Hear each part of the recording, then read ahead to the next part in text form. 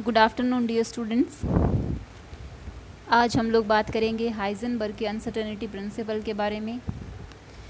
इस प्रिंसिपल का स्टेटमेंट ये कहता है कि किसी क्षण एक कण की स्थिति तथा संवेग का एक साथ एक ही दिशा में पूर्ण रूप से यथार्थतापूर्वक निर्धारण नहीं किया जा सकता। जहाँ स्थिति में अनिश्चितता है डेल्टा एक्स और संवेग में अनिश्चितता है डेल्टा पी एक्स, और इन दोनों का गुणनफल कभी भी एच कट बाई 2 से कम नहीं होगा। डेल्टा पी एक्स और डेल्टा पी एक्स का गुणनफल ऑलवेज ग्रेटर देन और equal to h cut by 2 होता है। ठीक है, यानी कि ये प्रिंसिपल ये कहता है कि अगर हम मान लीजिए कोई पार्टिकल है, उसकी स्थिति जो है उसको हम एक्स से डिनोट करें और संवेग को पी से, और संवेग को भी एक्स की दिशा में ले तो उसका कंपोनेंट पी एक्स हो गया। ठीक है, तो एक्स और पी एक्स को जब हम मेज़र करते हैं तो x के मान में अनिश्चितता डेल्टा x और संवेग के मान में अनिश्चितता डेल्टा पी एक्स। देखो, डेल्टा x का मतलब होता है कि एक रेंज, एक विस्तार, जहाँ तक कण जो है उसके पाए जाने की संभावना होती है, और पी एक्स के मोमेंटम का विस्तार होता है कि मोमेंटम जो है इससे और इसके बीच में हो सकता है। कोई एग्जैक्ट मोमेंटम नहीं कि हम एक रेंज बता देते हैं कि इन सीमाओं के बीच में मोमेंटम और इन सीमाओं के बीच में स्थिति, इसे हम कहते हैं स्थिति और संवेग में अनिश्चितता। ठीक है, तो ये होता है। और अगर हम लोग मान लीजिए किसी एक का मान पूरी प्योरिटी के साथ ज्ञात कर लें, जैसे डेल्टा एक्स का मान अगर 0 हो जाए, 0 का मतलब ये हो गया कि कोई विस्तार नहीं है, कोई सीमा नहीं है, पर्टिकुलर एक वैल्यू है। ठीक है, तो इसका मतलब x का मान हमने पूर्ण यथार्थता से ज्ञात कर लिया। अगर x का मान पूर्ण यथार्थता से ज्ञात कर लिया तो डेल्टा पी एक्स बराबर एच कट बाई 2 इंटू 0 यानी कि इन्फिनिटी। तो मोमेंटम का मान जो है वो मेज़र करते टाइम हमें अनंत मान की अनिश्चितता मिलेगी, यानी कि एक डेल्टा पी एक्स जो है वो माइनस इन्फिनिटी से प्लस इन्फिनिटी तक कहीं भी हो सकता है। ठीक है, तो इसलिए हम लोग पूर्ण यथार्थता से किसी क्षण किसी दिशा में किसी कण की स्थिति और संवेग का मान नहीं ज्ञात कर सकते, और ये हमेशा एच कट बाई 2 से बड़ा या बराबर होगा इनका गुणनफल। और एच कट क्या होता है? एच हमारा प्लांक कांस्टेंट होता है और एच कट बराबर होता है एच ओवर 2 पाई, जिसका मान होता है 1.054 इंटू 10⁻⁻34 जूल सेकेंड। ठीक है, ये मान होता है हमारा एच कट का।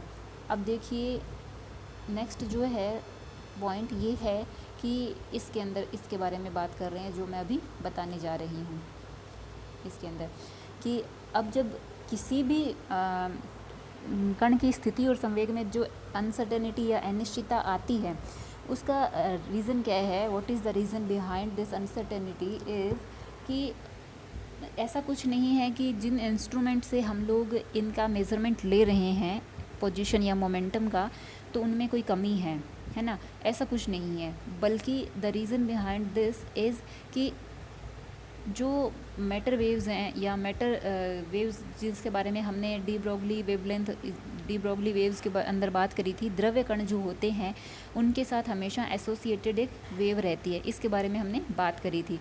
तो वो कण जो होता है वो कभी वेव फॉर्म में होता है, कभी पार्टिकल फॉर्म में होता है, और इसी की वजह से ये अनसर्टेनिटी मेज़र होती है, ये इसी की वजह से ये अनसर्टेनिटी राइज होती है। ठीक है, तो ये जो हमारा जो द्रव्य तरंग का सिद्धांत था वो भी हाइजेनबर्ग के अनिश्चितता सिद्धांत का पालन करता है। नेक्स्ट ये है कि इसके अंदर हम लोग जो बात करेंगे वो बताने जा रही हूँ मैं थोड़ा सा इंडिकेट कर देती हूँ क्योंकि ये थ्योरेटिकल पार्ट है, जो मैथ होता तो मैं क्लियर कर देती सिंपली सॉल्व करके। तो जैसे आप लोग इस पीडीएफ को देखोगे और मैं इसको क्लियर कर रही हूँ कि क्या इसमें कहना चाहता है। तो इसमें जैसे ये कह रहा है कि चिरसम्मत भौतिकी में h अटेंड्स टू 0, हमने लास्ट टॉपिक में पढ़ा था कि when h attends to 0 de Broglie wavelength क्या होती है, लैम्डा h ओवर p ये होता है। देखो जब h 0 हो जाएगा तो लैम्डा क्या हो जाएगा 0, h 0 होने पर लैम्डा 0, यानी कि लैम्डा क्या है, किसी वेव की वेवलेंथ। तो वेव की वेवलेंथ 0 है, मतलब वेव एग्जिस्ट नहीं करती, यानी कि वो पार्टिकल है जैसा पार्टिकल था। तो जब h अटेंड्स टू 0 होता है तब हमारी क्लासिकल फिज़िक्स आ जाती है। तो h का मान 0 होते ही अब अपना जो हाइजेनबर्ग का सिद्धांत है वो भी क्या है, delta x delta p x बराबर ज़ीरो, यानी या तो ये ज़ीरो या ये ज़ीरो, यानी कि किसी जैसे इनके मान को आप शून्य मान सकते हैं। तो इसका मतलब क्लासिकल के अंदर आप जो है किसी भी कण की स्थिति और संवेग जो है उसका मान यथार्थता से ज्ञात कर सकते हैं। ठीक है, ये इसमें लिखा है, चिरसम्मत भौतिकी के अनुसार आकाश के किसी स्थान पर एक ही समय पर एक कण की स्थिति एवं संवेग दोनों का मान परिशुद्धता से ज्ञात किया जा सकता है। और गति के नियम से हम ये कह सकते हैं कि जब अगर हमारे पास x और px का मान किसी एक पर्टिकुलर मोमेंट के लिए है, एक पर्टिकुलर डायरेक्शन में, किसी क्षण के लिए किसी एक दिशा में है, तो हम उसके भविष्य के पथ का भी पता लगा सकते हैं। लेकिन क्वांटम में क्या होता है, क्वांटम में h is not equal to zero. तो हाइजेनबर्ग के अनसर्टेनिटी प्रिंसिपल से हम x और px का मान परिशुद्धता से ज्ञात नहीं कर सकते हैं। ठीक है, और ना ही कण के भविष्य के पथ का पता लगा सकते हैं। नेक्स्ट जो पॉइंट है ये है कि x और px जो है दोनों विहित संयुग्मी विहित संयुग्मी मतलब कैनोनिकल कॉन्जुगेट क्वांटिटीज़ है। x जो है उसी की दिशा में मोमेंटम का कंपोनेंट है px। इसी तरीके से अगर मान लीजिए पोजीशन y डायरेक्शन में है तो मोमेंटम का कंपोनेंट क्या हो जाएगा, py। अगर पोजीशन z डायरेक्शन पे है तो मोमेंटम का कंपोनेंट क्या हो जाएगा, pz। तो जो कैनोनिकल कॉन्जुगेट क्वांटिटीज़ होती है वही हाइजेनबर्ग के अनसर्टेनिटी प्रिंसिपल की जो कंडीशन है उसको फुलफिल करती है। कि हम ऐसे नहीं कह सकते कि x और py ले लें, तो आप ये कभी भी नहीं लिख सकते py should be greater than और इक्वल टू h/2। नो, ये गलत है, ये नहीं होगा। जो कैनोनिकल कॉन्जुगेट क्वांटिटीज़ होती हैं, ठीक है, यानी कि like delta x delta p x, delta y delta p y, delta z delta p z, जैसे ये कैनोनिकल कॉन्जुगेट क्वांटिटीज़ है, जिस डायरेक्शन में पोजीशन उसी डायरेक्शन में मोमेंटम। तो यही क्या करती है, हाइजेनबर्ग के अनसर्टेनिटी प्रिंसिपल को फुलफिल करती है, जैसे इसने यहाँ पे ये लिखा है। अब देखो पीछे जो रिलेशन था उसमें लिखा था डेल्टा एक्स और delta p x should be greater than और इक्वल टू h/2, और यहाँ लिखा है देखो क्या, ये जो साइन है ये तो है एग्जैक्टली इक्वल। ऊपर वाला जो था ना, ऊपर जो लिखा था वो तो था एग्जैक्टली इक्वल का, यानी कि डेल्टा एक्स और delta p x is greater than और इक्वल टू h/2। लेकिन यहाँ जो साइन है वो क्या है, अप्रोक्सीमेटली, इसीलिए इसने 2 को हटा दिया है। ये ऑर्डर के लिए है, ग्रेटर देन और ऑर्डर, h के ऑर्डर का होगा। ऑर्डर मीन्स होता है जैसे h का मान क्या है, h का मान है 1.054 इंटू 10⁻⁻34, ये मान है इसका। तो हम लोग क्या है, जैसे यहाँ पे इस एक्सप्रेशन में ग्रेटर देन तो है, और ये जो साइन है ना, इसका मतलब है कि ये 10⁻34 के ऑर्डर का आएगा। लेकिन ये वैल्यू जो है वो वेरी कर सकती है। क्यों? क्योंकि हमने एग्जैक्टली इक्वल नहीं लिया। अगर एग्जैक्टली इक्वल लेते तो h/2 ही लिखना होता, अदरवाइज़ ये गलत हो जाता। आप अगर एग्जैक्टली h/2 नहीं लिख रहे हो तो आपको ये साइन यूज़ करना पड़ेगा, ये वाला, इसके ऑर्डर का, अदरवाइज़ ये गलत हो जाता है। बहुत सारी जगह क्या है, जैसे इसने ये बताया भी है कि बहुत सारी जगह एक्सप्रेशन में ऐसे लिख देते हैं। तो यहाँ सिर्फ ये मतलब है कहने का कि डेल्टा एक्स और डेल्टा पी एक्स का जो गुणनफल है वो h के ऑर्डर का है या h के ऑर्डर का है, exactly not equal to h और h। अगर एग्जैक्टली इक्वल लगाना है तो फिर हमें h/2 ही लिखना होगा, जैसे कि इसने लिखा है। जहाँ पे बराबर का निशान लगाएंगे ना अपने, तो वहाँ पे हमें ये वाला फॉर्म जो है वो यूज़ करना पड़ेगा, ठीक है। क्योंकि इनके एग्जैक्टली के जैसे एकदम एक्यूरेट वैल्यू के लिए तो क्या होता है, जैसे हर किसी के अंदर इसके मान वेरी करते हैं। आप देखो जैसे h है, h के अंदर भी 10⁻34 है, h में भी 10⁻34 है। तो अगर हम इसके ऑर्डर का जैसे ये वाला साइन लगाते हैं तो फिर दोनों ठीक है। और अगर हम लोग एग्जैक्टली इक्वल लगाएं तो फिर जैसे h है उसका मान तो है 1.054 और h है उसका मान है 6.63, तो इससे बहुत वेरी कर जाती है वैल्यू, ठीक है। इसलिए अगर एग्जैक्टली इक्वल लगाना है तो हमें h/2 लेना पड़ेगा।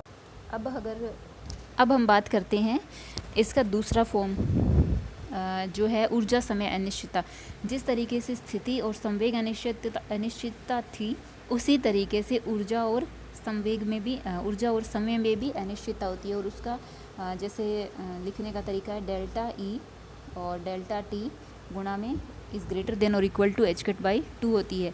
इस संबंध को इस प्रकार से भी समझा जा सकता है, मान लो कोई परमाणु जो है वो किसी ऊर्जा स्तर में स्थित है और उस ऊर्जा स्तर की ऊर्जा में जो अनिश्चितता है वो क्या है, डेल्टा ई, और उसमें जो उसका टाइम है उस कोई इलेक्ट्रॉन के रहने का, उस समय में अनिश्चितता क्या है,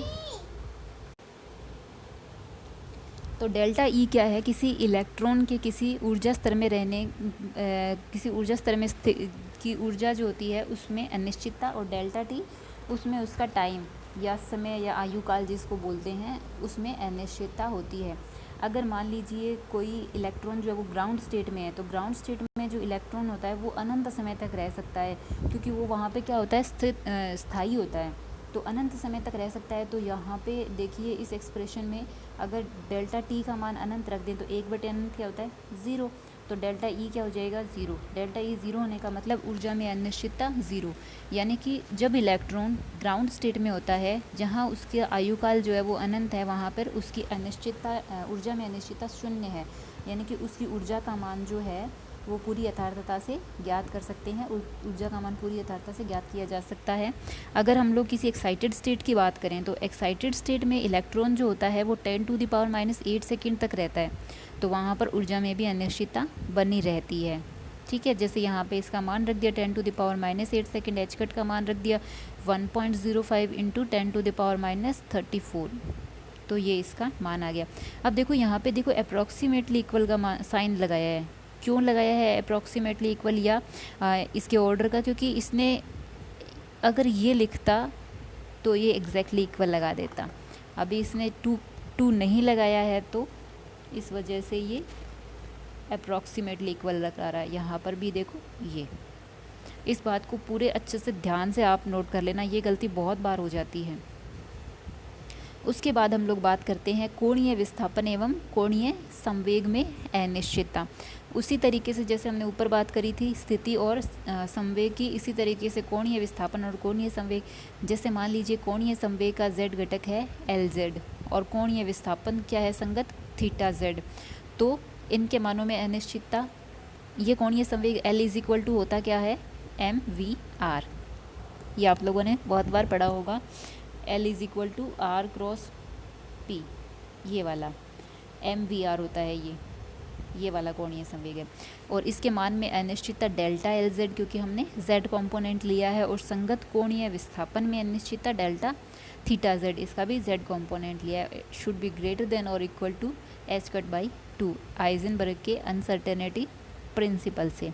ठीक है, अब एक बात ये ध्यान देने की है कि हमने कहा कि जो कैनोनिकल कॉन्जुगेट क्वांटिटीज़ होती है like x px, y py, z pz should follow must be followed by the Heisenberg uncertainty principle. ये जो है जैसे x और px, इनके मानों में अनिश्चितता जो है वो ऑलवेज ग्रेटर देन और equal to h cut by 2 होगी, डेल्टा py डेल्टा, इस तरीके से ये हाइजेनबर्ग के अनसर्टेनिटी प्रिंसिपल को फॉलो करेंगे। लेकिन आप यहाँ पे कोई कंडीशन नहीं होती, x जो है ये है और डेल्टा पी वाई है, तो ये जो है वो 0 के इक्वल हो सकता है। तो x और px जो है जैसे उसका मान तो ग्रेटर देन और equal to h cut by 2 होता है, लेकिन आप x और py जो है उसका मान 0 लिख सकते हो। x और py जो है वो 0 हो सकता है, इनका मान आप यथार्थता से ज्ञात कर सकते हो। x के साथ py दिशा में करोगे ना तो यथार्थता से ज्ञात कर सकते हो। ठीक है, यही बात इसने ऊपर लिखी है कि किसी अकेले चर डेल्टा x या डेल्टा px का परिशुद्ध मापन संभव, किसी अकेले चर का तो संभव है, लेकिन क्या है दूसरे एक अकेले का आप x का मान ज्ञात कर लोगे, लेकिन अगर px का मान ज्ञात करने लगोगे तो उसमें अनसर्टेनिटी इन्फिनिटी आ जाती है। तो एक इन्फिनिटी का मतलब जैसे मैंने आपको बताया था माइनस इन्फिनिटी से प्लस इन्फिनिटी के बीच में कहीं भी मोमेंटम उसका हो सकता है। ये जो हाइजेनबर्ग का अनसर्टेनिटी प्रिंसिपल है वो सूक्ष्म कणों पर और स्थूल कणों दोनों पर वैध रहता है। लेकिन क्या होता है, जो सूक्ष्म कण होते हैं उन पे तो अपने को मेज़र कर सकते हैं, लेकिन स्थूल कणों का मास बहुत ज़्यादा होता है, उसकी वजह से उनका संवेग की अनिश्चितता नगण्य हो जाती है। अगर संवेग की अनिश्चितता नगण्य है तो फिर स्थिति की अनिश्चितता, तो संवेग उसका द्रव्यमान अधिक होने से संवेग की अनिश्चितता नगण्य है। साथ ही स्थूल वस्तुओं का आकार भी आपेक्षिक रूप से क्या होता है, बहुत बड़ा होता है। इस कारण से इनकी स्थिति में अनिश्चितता नगण्य होती है। इसीलिए स्थूल कण, जो बड़े आकार के कण होते हैं ना, मोटे कण, उनमें ये अनिश्चितता का सिद्धांत देखने को नहीं मिलता है। अब है अनिश्चितता सिद्धांत का औचित्य या स्पष्टीकरण। इसके स्पष्टीकरण के पक्ष में दो है चीज़ें, दो भौतिक घटनाएं हैं जिनके बारे में हम बात करेंगे। पहला है गामा किरण सूक्ष्मदर्शी से इलेक्ट्रॉन की स्थिति का प्रेक्षण, और दूसरा है एकल स्लिट द्वारा इलेक्ट्रॉन का विवर्तन।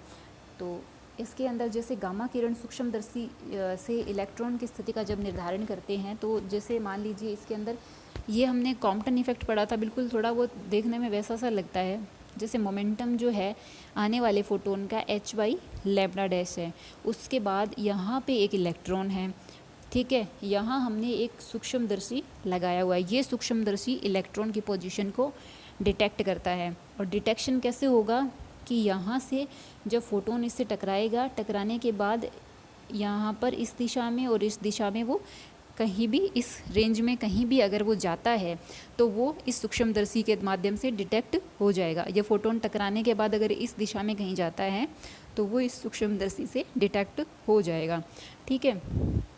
अब ये क्या कहता है, अब हमें क्या करना है इसमें कि ये जो सूक्ष्मदर्शी है किसी क्षण पर बिंदु O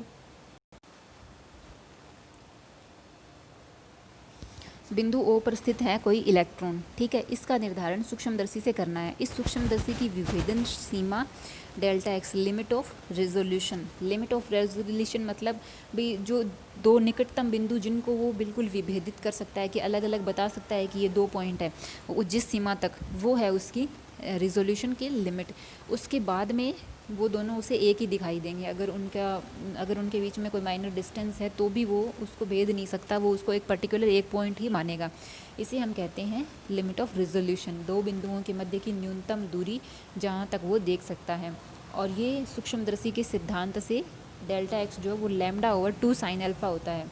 ये देखो यहाँ पे डायरेक्ट आप एक बार इसको यहीं ऐसे ही एज इट इज़ या तो मेमोराइज़ कर लेना, याद करके रख लेना, क्योंकि जहाँ पे आप सूक्ष्मदर्शी वगैरह पढ़ोगे तो वहाँ पे एग्जैक्टली कैसे किस तरीके से ये निकाला है वो आप देख सकते हो।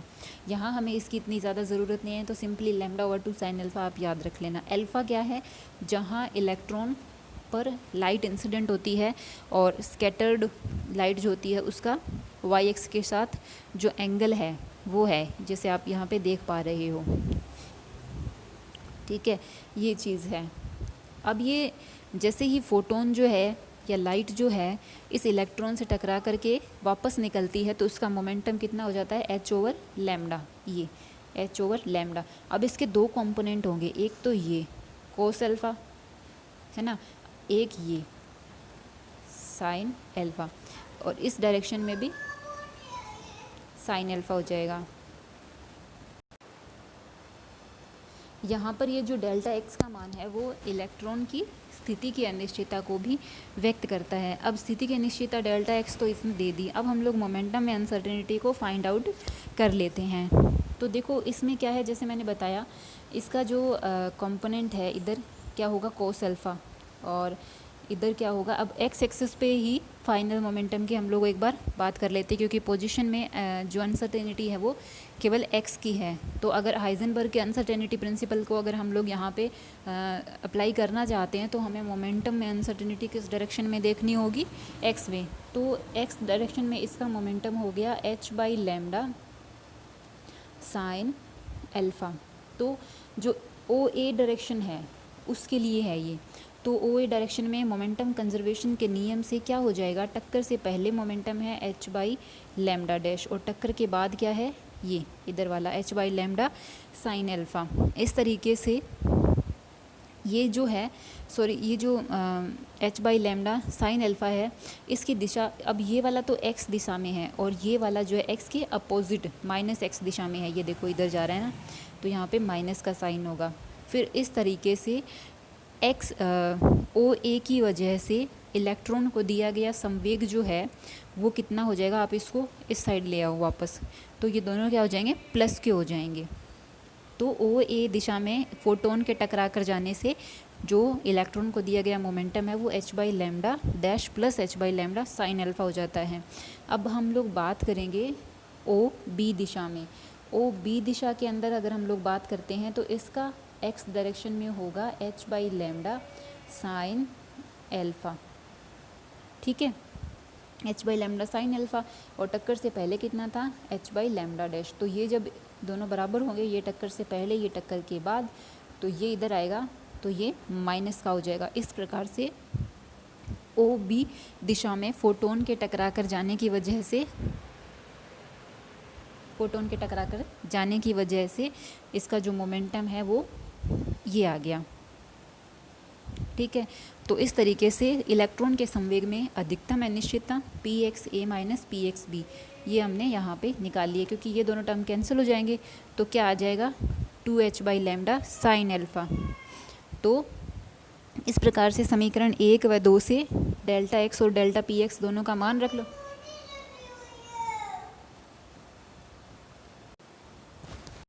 इस तरीके से जब हम इन दोनों का मान रखेंगे तो वो अप्रॉक्सीमेटली इसके बराबर आ जाएगा। Delta x delta p x is approximately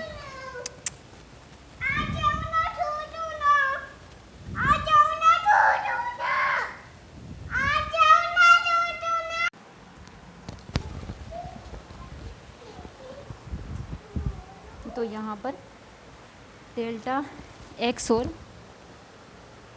delta p x जो है इसका गुणनफल यहाँ पे कितना आ जाएगा, लैम्डा से लैम्डा कैंसिल, 2 से 2 गया, साइन अल्फ़ा से साइन अल्फ़ा, तो एग्जैक्टली नहीं मतलब उसके ऑर्डर का अप्रॉक्सीमेटली इक्वल टू h आ जाता है। और यह क्या है, हाइजेनबर्ग के अनिश्चितता सिद्धांत के अनुरूप है, ठीक है।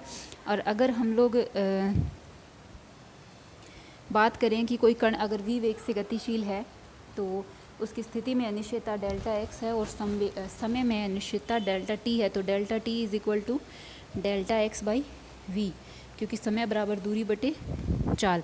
इसी तरीके से गतिज ऊर्जा E is equal to del 1/2 m v square. तो आप इसको जब डिफ्रेंशिएट करोगे वी स्क्वायर को तो v डेल वी आ जाता है, ठीक है। और m डेल वी जो होता है वो डेल p होता है, ठीक है। तो ये डेल p आ गया।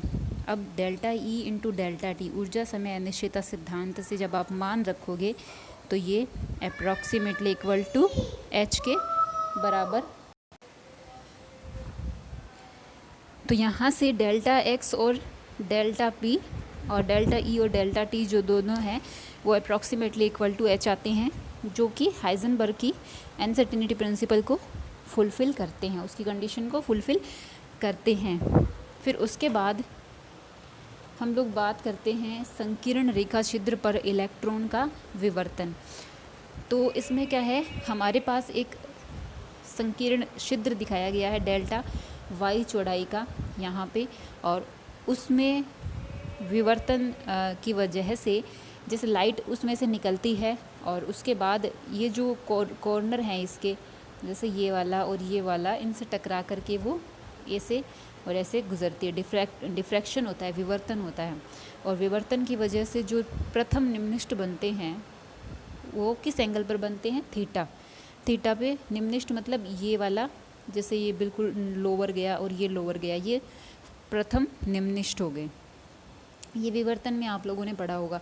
और वहाँ पर डेल्टा वाई भी जो है वो डेल्टा वाई जो है वो लैम्डा ओवर साइन थीटा निकालना सिखाया गया है। यहाँ आप डायरेक्टली एक बार इसको याद रख लेना।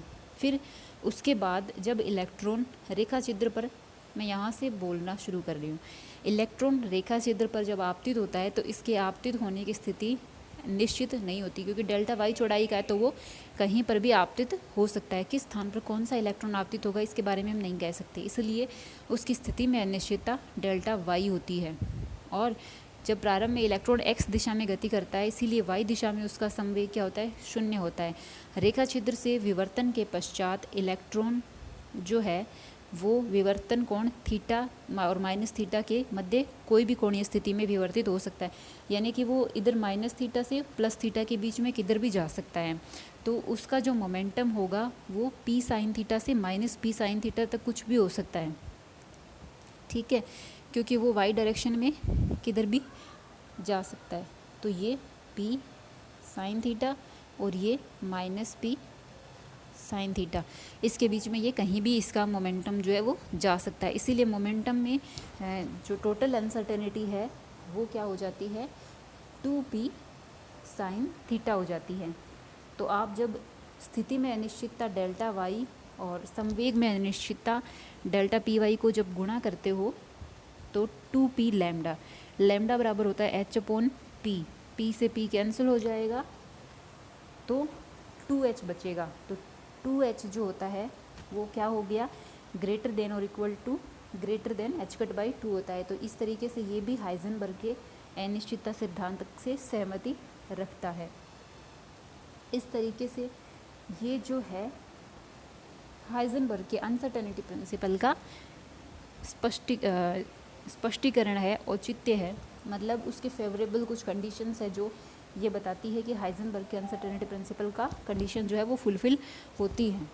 आज हमने पढ़ा हाइजेनबर्ग के अनसर्टेनिटी प्रिंसिपल के बारे में, और साथ ही जिसमें हमने पोजीशन, मोमेंटम, एनर्जी, टाइम और कोणीय संवेग और संवेग की अनिश्चितताओं के बारे में पढ़ा, फिर उसका स्पष्टीकरण पढ़ा। नेक्स्ट क्लास में जो इस यूनिट का लास्ट टॉपिक है उसके बारे में पढ़ेंगे, और मैं चाहती हूँ कि आप लोग इसको कंटिन्यू स्टडी करते रहें। जैसे ही नेक्स्ट क्लास के अंदर ये कंप्लीट होगा फिर एक असाइनमेंट प्रॉब्लम आपको दी जाएगी। Okay, thank you.